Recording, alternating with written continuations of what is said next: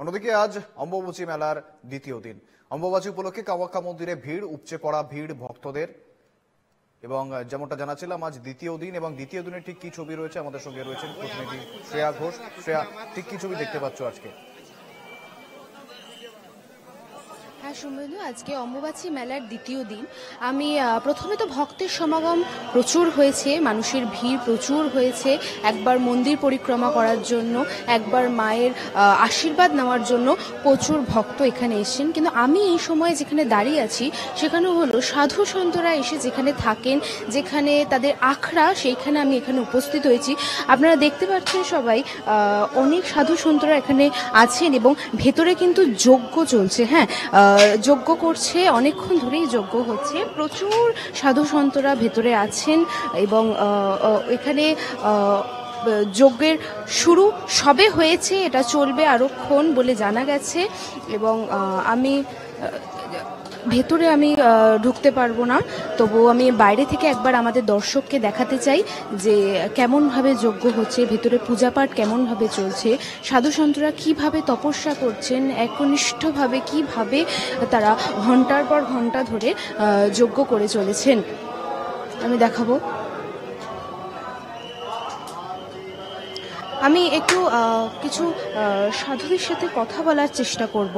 এখানে অনেকেই আছেন বাইরে বসে, আমি একটু কথা বলার চেষ্টা করব। बाबा, आप कहाँ से आए हैं? हम वेस्ट बंगाल दुर्गापुर से आए हैं। हाँ, दुर्गापुर থেকে এসেছি। প্রত্যেক বছর আসেন? হ্যাঁ, মোটামুটি প্রতি বছরই আসি। অম্বুবাচী মেলাটা যে হয় তার মাহাত্ম্যটা কি? প্রত্যেক বছর এত মানুষ, এত মাহাত্ম্য। এটা সতীদাহর সঙ্গে যুক্ত এর মাহাত্ম্য। যে পার্বতী যে যখন সতীদাহ হয়েছিল, তারপরে যখন ভোলেনাথ তাণ্ডব নৃত্য চালু করেছিল, তার সব দেহটাকে কাঁধের উপর নিয়ে যখন তাণ্ডব নৃত্য করছিল, তো দুনিয়ায় গোটা বিশ্ব তখন টলবল করে।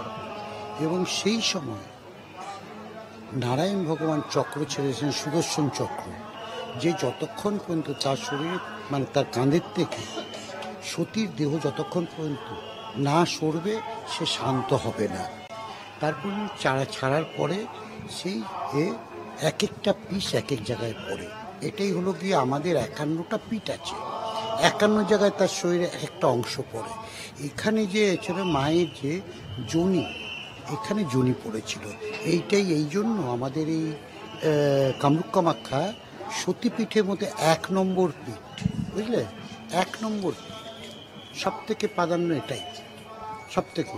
এখানে সাধু সন্ত তন্ত্র সাধনা করে, যারা তান্ত্রিক, আমরা নিজেরা ধ্যান করি। আমাদের প্রতিনিধি আমাদের দেখাচ্ছিল, অর্থাৎ ইতিমধ্যেই সাধু সন্তদের সেই যজ্ঞ চলছে, পাশাপাশি যেমনটা জানাচ্ছেন তারা এখনো কিন্তু দর্শনার্থীদের উপচে পড়া ভিড় রীতিমতো কামাখ্যায়। ধন্যবাদ, আমাদের সঙ্গে ছিলেন প্রতিনিধি শ্রেয়া ঘোষ।